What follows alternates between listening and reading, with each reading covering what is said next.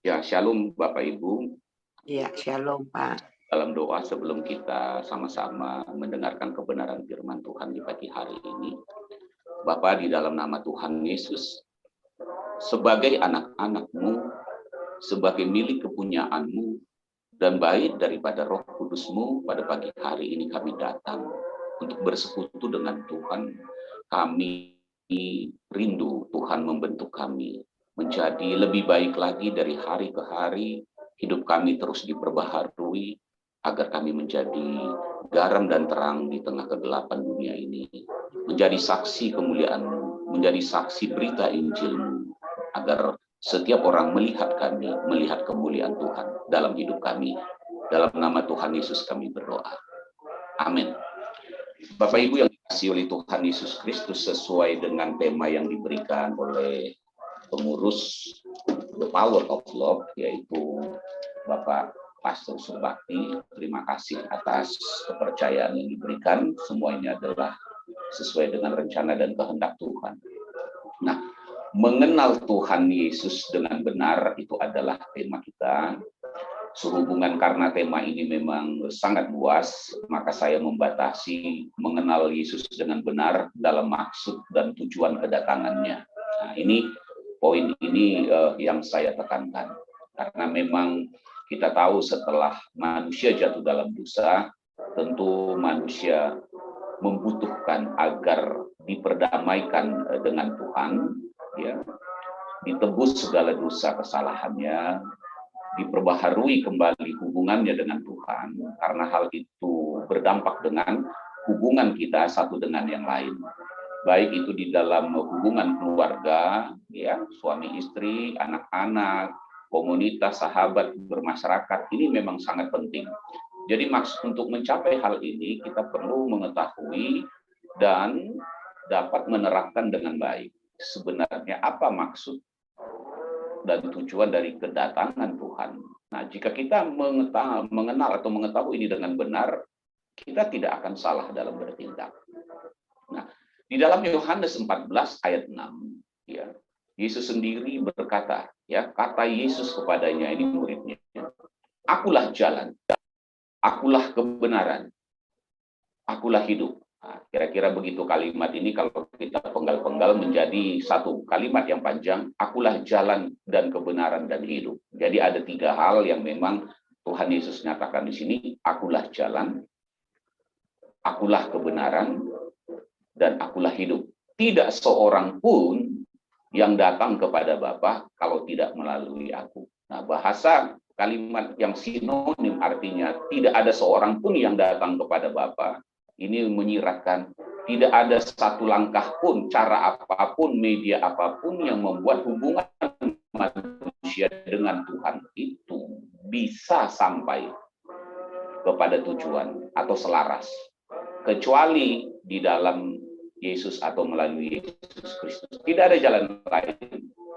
Sehingga kita masalah keselamatan misalnya tercatat dalam Kisah Rasul 4 ayat 12, tidak ada jalan lain kecuali di dalam Yesus, di mana manusia itu bisa diselamatkan. Nah, ini harus kita pahami, bahwa di dalam Yesus, ketika kita sudah menerima Yesus Kristus sebagai Tuhan dan Juru Selamat, sesuai dengan kebenaran firman-Nya di dalam Yohanes 1 ayat 12 dan 13, bahwa mereka diberikan kuasa untuk menjadi anak-anak Allah atau anak-anak Tuhan. Bukan dilahirkan oleh darah dan daging, tapi oleh Tuhan sendiri. Bagaimana mereka dilahirkan? Dengan cara dirubah. Ya, dirubah keadaan mereka dari seseorang yang tidak layak, tidak pantas, berdosa, gitu ya, terputus hubungannya dengan Tuhan, dirubah menjadi dipulihkan, gitu ya, melalui Yesus Kristus, yaitu penyalibannya, kematiannya, dan kebangkitannya. Nah, ini adalah satu-satunya media yang memang Tuhan berikan, yaitu dirinya sendiri. Nah, jika kita sudah menjadi anak-anak Tuhan, tentu gambaran sikap dan perilaku kita sebelum kita dipulihkan atau dibenarkan dan diperdamaikan haruslah berbeda dengan setelah kita dipulihkan dan dibenarkan. Dan Rasul Paulus dengan jelas mengatakan, ya, bahwa barang siapa ada di dalam Kristus, dia menjadi ciptaan yang baru. Yang lama telah berlalu, yang baru sudah tiba. Artinya, yang lama ini secara garis besarnya, kondisi di mana kita orang yang berdosa, tidak layak, tidak pantas, gitu ya, kira-kira begitu. Berubah, sekarang kamu sudah dibenarkan. Kamu menjadi anak Tuhan. Kamu pantas. Yang dulunya istilahnya ada kutuk di Taman Eden, sudah tidak ada lagi kutuk di dalam hidup kamu. Nah, ini juga dicatat di dalam Roma 8 ayat 1 dan 2. Tidak ada lagi penghukuman, tidak ada lagi semua hukum maut dan hukum dosa sudah ditanggung oleh Yesus. Sehingga kita layak untuk hidup sebagaimana seharusnya di dalam dunia ini sebagai anak-anak Tuhan. Jika kita mungkin bertanya, apa benar Yesus itu adalah Tuhan? Nah, kalau kita teruskan bacaan dari Yohanes 14 ayat 6 itu sampai ayat 9, bahkan sampai ayat 11, Yesus menjelaskan secara detail, terutama dialog itu dengan Filipus, gitu ya. Ketika ayat 8 dia berkata, Tuhan, tunjukkanlah Bapa itu kepada kami, itu sudah cukup bagi kami. Nah, Yesus menjawab, karena kita perlu menyatakan, benar nggak Yesus ini adalah Tuhan? Itu penting, supaya kita juga mengenal dia sebagai Tuhan dan maksud kedatangannya. Nah, ayat 19, kata Yesus kepadanya, telah sekian lama aku bersama-sama kamu, Filipus, namun engkau tidak mengenal aku. Nah, pernyataan ini yang penting. Barang siapa telah melihat aku, ia telah melihat Bapa. Bagaimana engkau berkata, tunjukkanlah Bapa itu kepada kami. Jadi Yesus jelas menyatakan, dialah Bapa itu juga sendiri. Nah, inilah luar biasanya. Nah, kalau kita tidak percaya, dikatakan kepada Filipus, tidak percayakah engkau bahwa aku di dalam Bapa dan Bapa di dalam aku? Apa yang aku katakan padamu tidak aku katakan dari diriku sendiri, tetapi Bapa yang diam di dalam aku, dialah yang melakukannya. Amin, ya luar biasa. Lalu ayat 11, percayalah kepadaku bahwa aku di dalam Bapa dan Bapa di dalam aku, atau setidak-tidaknya percayalah karena pekerjaan-pekerjaan itu sendiri. Ini luar biasa. Orang meragukan. Nah, saya tambah sedikit ayat mungkin supaya walaupun kita sudah tahu untuk mengingat kita bahwa memang Yesus sendiri menyatakan dia adalah Tuhan. Ya, Yohanes ini memang kitab yang perlu kita kuasai bicara tentang Tuhan sebagai Raja Kemuliaan atau Tuhan itu sendiri. Yohanes 13 ayat 13 ya, Yohanes 13 itu ketika Yesus membasuh kaki murid-muridnya. Di dalam ayat 13 dikatakan, kamu menyebut aku guru dan Tuhan. Nah, jadi murid-muridnya pada saat itu mengatakan bahwa Yesus itu guru dan Tuhan. Ya. Apakah benar Yesus itu adalah Tuhan? Nah, lalu kata Yesus, dan katamu itu tepat. Sebab memang akulah guru dan Tuhan. Nah, Yesus sendiri sudah menyatakan. Ayat 14, jadi jikalau aku membasuh kakimu, aku yang adalah Tuhan dan gurumu, maka kamu pun wajib membasuh kakimu. Nah, ini penting, kita tidak perlu lagi meragukan Yesus itu adalah Tuhan. Ya, artinya kalau kita kurang mengerti juga mengenai Trinitas, ini sudah cukuplah, karena Yesus sendiri sudah menyatakan kesaksiannya dari kitab ini, Yesus adalah Tuhan. Nah, sekarang kita tahu apa sih sebenarnya maksud kedatangan Tuhan Yesus ini. Ya, banyak butir-butir yang bisa kita jabarkan, tapi saya mau menyorot hal yang sangat penting masuk kedatangan Tuhan Yesus. Yang dimaksud dengan penting ini adalah penebusan dosa. Oh benar, gitu ya. Tetapi setelah ditebus, itu yang penting. Ya, kalau kita sudah ditebus, kita berulah lagi kembali seperti melakukan hal yang sama, itu yang kita katakan tidak tepat sasaran. Ya, sering kita bilang Anda menjadi sesat. Justru ketika di dalam Kristus banyak orang menjadi sesat karena tidak mengerti maksud dan tujuan kedatangan Yesus. Ya, inilah dia maksud kedatangan Tuhan Yesus yang sangat penting, ya, di balik penebusan dosa. Ya, di balik penebusan dosa. Jadi penebusan dosa itu tetap poin nomor 1 kedatangannya itu untuk memulihkan, memperdamaikan. Tetapi maksud tujuan itu apa? Yohanes 8 ayat 12. Ya, kita mulai di kitab Yohanes ini. Maka Yesus berkata pula kepada orang banyak, katanya, akulah terang dunia. Barang siapa mengikut aku, ia tidak akan berjalan dalam kegelapan, melainkan ia akan mempunyai terang hidup. Amin. Luar biasa. Sederhana ayat ini, bahwa siapapun yang mengikuti Yesus, menerima dia sebagai Tuhan dan Juru Selamat, mengaku dengan mulutnya, ya, percaya dalam hatinya, maka mereka mulai akan bertindak bahwa Ketika dia mengikut Yesus, ada sebuah keputusan bahwa saya tidak akan berjalan lagi di dalam kegelapan atau dengan perilaku-perilaku yang sama, ya, dosa-dosa yang kita lakukan. Karena akibat dosa itu sering saya katakan urusannya dengan Tuhan jauh lebih mudah. Saya tolong dicatat lagi di garis besar dengan jelas. Urusan dosa dengan Tuhan itu mudah diselesaikan. Karena Tuhan senantiasa mengampuni dosa manusia. Bahkan dia sudah menjadi manusia disalibkan. Jadi mudah. Sehingga kalau saudara mengatakan di mana mudahnya, okelah 1 Yohanes 1 ayat 9, jika kita mengaku dosa kita, ya Tuhan itu akan menghapus segala dosa kita. Oke, itu sederhana. Memang Tuhan sangat baik. Dia senantiasa mengampuni dosa. Tapi ketika saudara dan saya melakukan dosa, artinya hidup dalam kegelapan, berperilaku menyimpang daripada firman Tuhan, ada korban. Ini yang penting. Siapa korbannya? Kalau itu perilaku kita terhadap istri, istri yang menjadi korban. Kalau perilaku kita ini terhadap suami, suami yang menjadi korban. Kalau perilaku kita ini terhadap anak-anak, maka pelanggaran kita terhadap dosa, korban kepada anak-anak, dan sebagainya. Nah, korban-korban ini, akibat dosa perbuatan kita ini, siapapun mereka, itu tidak mudah. Gitu ya. Tidak mudah.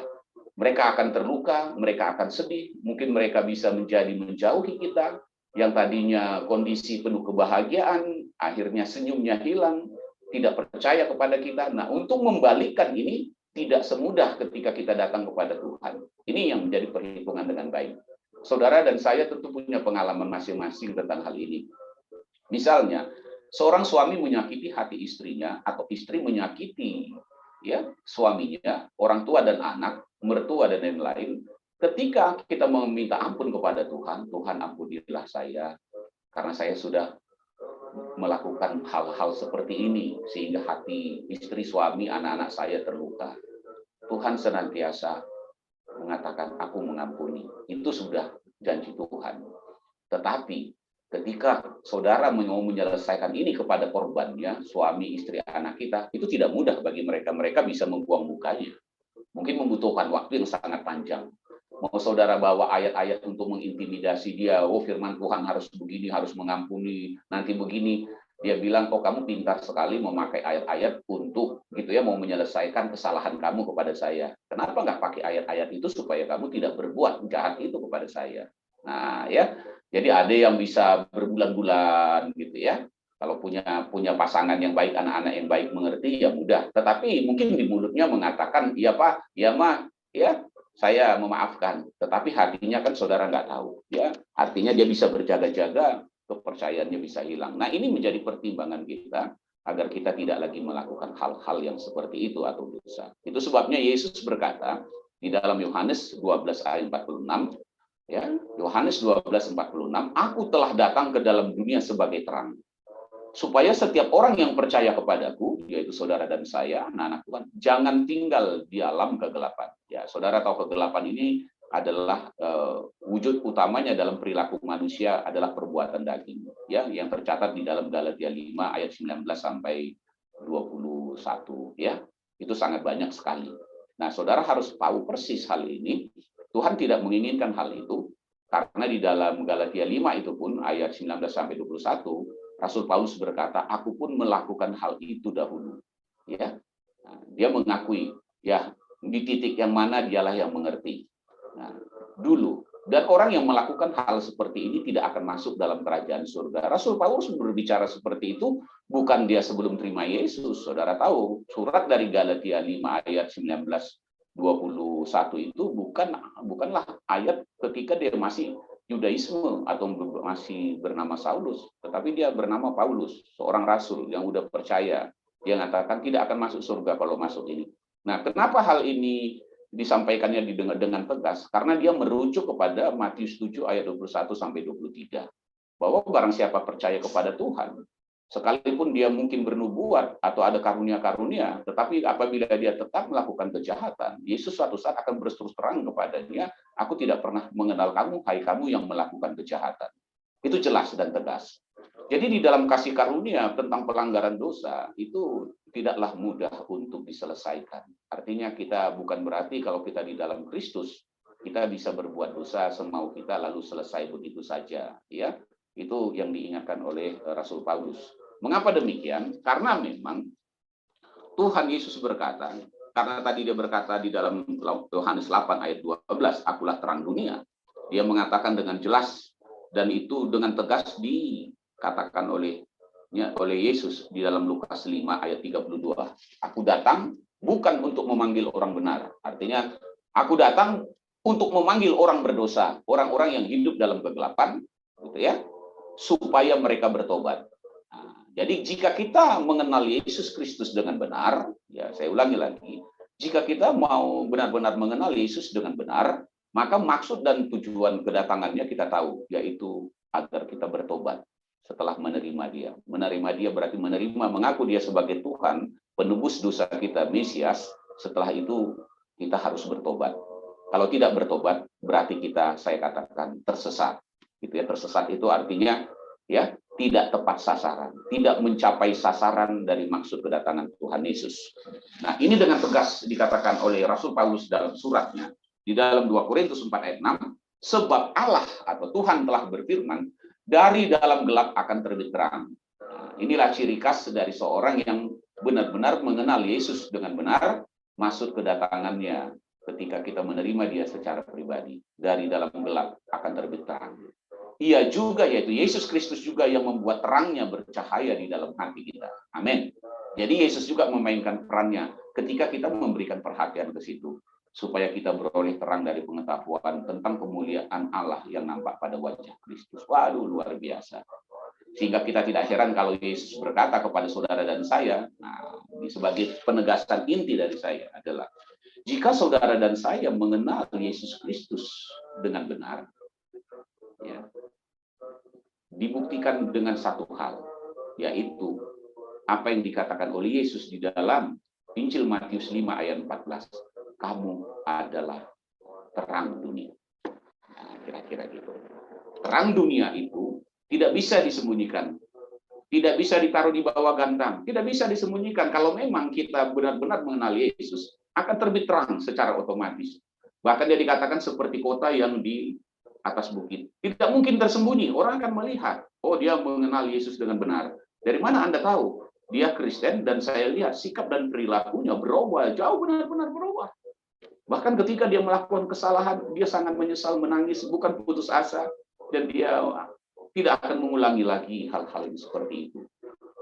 Nah, ini yang sangat penting kita ketahui dengan baik dan benar. Ya, oleh sebab itu, pernah satu kali Yesus dalam suatu perjalanan, ya, kita tahu tentang kisah Sakius. Ya, Sakius ini seorang pemungut cukai, ya katakanlah hidupnya penuh dengan kekerasan, bagaimana untuk mendapatkan pajak, ya berlebihan dan lain-lain. Pada saat itu, pada masa itu memang ya para pemungut cukai ini memiliki nilai yang sangat buruk di mata masyarakat pada saat itu. Tetapi ketika dia mendengar tentang Yesus, ada kerinduan dia untuk mengenal Yesus dengan benar. Dia berusaha dengan badannya yang kecil begitu, dia lompat nggak bisa, bahkan untuk mengenal dengan benar, dia rela untuk naik di atas pohon. Kira-kira begitu ya. Ya, orang yang terhormat ini, tapi hidup di dalam dosa, rela naik pohon ya untuk bisa melihat Yesus. Nah, Yesus melihat, jika ada seseorang seperti Sakius yang ingin mengenal aku dengan benar, dia pasti memiliki perilaku seperti Sakius ini. Ingin sekali mengenal aku dengan benar, mencari aku, berusaha mendapatkan aku. Gitu ya, bukan saja aku berdiri mengetuk di muka pintunya, tetapi dia benar-benar menyodorkan, memberitahukan, ya ini pintu hati saya Tuhan, ini saya. Lalu Yesus bilang, Sakius turunlah, aku akan datang ke rumahmu. Wow, ketika Yesus datang ke rumah Sakius, saudara tahu persis, dia ambil keputusan. Separuh dari hartaku harus aku bersihkan semuanya. Aku berikan kepada semua yang membutuhkan. Oke, itu hal yang biasa kita katakan. Wajarlah orang membersihkan hartanya. Tapi pernyataannya yang terakhir, ini yang luar biasa. Aku berkata, jika ada orang yang kuperlakukan kurugikan oleh karena pekerjaanku atau perbuatanku, aku akan menggantinya 4 kali lipat. Ini sebuah keputusan. Jadi orang di dalam Kristus ketika dia mulai, ada sebuah keputusan satu untuk membersihkan hidupnya, pengakuan atas kesalahannya, lalu mengambil suatu sikap tindakan yang tegas, bahwa saya tidak akan mengulanginya lagi. Jika saya mengulanginya lagi oleh karena apapun sebabnya, saya akan membalasnya atau mengembalikannya 4 kali lipat. Dia catat dalam dirinya, 4 kali lipat akan saya kembalikan. Nah, Yesus selalu mengatakan, inilah anak yang hilang. Di rumah ini sudah terjadi keselamatan. Nah, Yesus ingin menyatakan kepada semua pengikutnya, kepada saudara dan saya, di dalam dirimu Pak Dr. Sitorus, aku telah melihat keselamatan. Gitu ya. Dari mana misalnya? Dari pertobatan, perubahan sikap hidupmu. Ini yang paling penting dilihat. Karena ketika perubahan sikap hidup kita, maka kita akan membawa damai sejahtera itu di dalam rumah tangga kita, dalam pekerjaan kita. Sekalipun mungkin keadaannya belum bisa diterima, masih ada penolakan, tetapi ketika kita punya komitmen dan konsisten untuk melakukannya dengan benar, maka mata mereka pun terbuka. Memang benar, dia sudah berubah dengan sesungguhnya. Dan mereka mengucap syukur, bahkan mereka pun mengenal Tuhan. Orang lain pun ingin tahu kenapa bisa seperti itu. Kira-kira seperti itu. Maka berita Injil pun akan tersiar ketika seseorang menerima Kristus, hidupnya berbalik kepada Tuhan, yaitu bertobat. Tapi dengan catatan, jika saudara dan saya atau siapapun orang Kristen ketika dia sudah menerima Kristus, katanya tidak hidup di dalam pertobatan, tidak mengambil langkah pertobatan, maka dengan sikap hidupnya tersebut menutup berita Injil kepada siapapun, karena dia tidak menjadi kabar baik kepada orang-orang di sekitarnya. Nah, kiranya hal ini dijauhkan dari diri kita, ya. Dan saya menutup dengan sebuah kalimat yang saya ambil juga dari firman Tuhan, yaitu dari Efesus 5 ayat 14-17. Itulah sebabnya dikatakan, bangunlah, hai kamu yang tidur, dan bangkitlah dari antara orang mati, dan Kristus akan bercahaya atas kamu. Karena itu, perhatikanlah dengan seksama bagaimana kamu hidup. Janganlah seperti orang bebal, tetapi seperti orang arif, dan pergunakanlah waktu yang ada, karena hari-hari ini adalah jahat. Sebab itu janganlah kamu bodoh, tetapi usahakanlah supaya kamu mengerti kehendak Tuhan. Tuhan Yesus memberkati.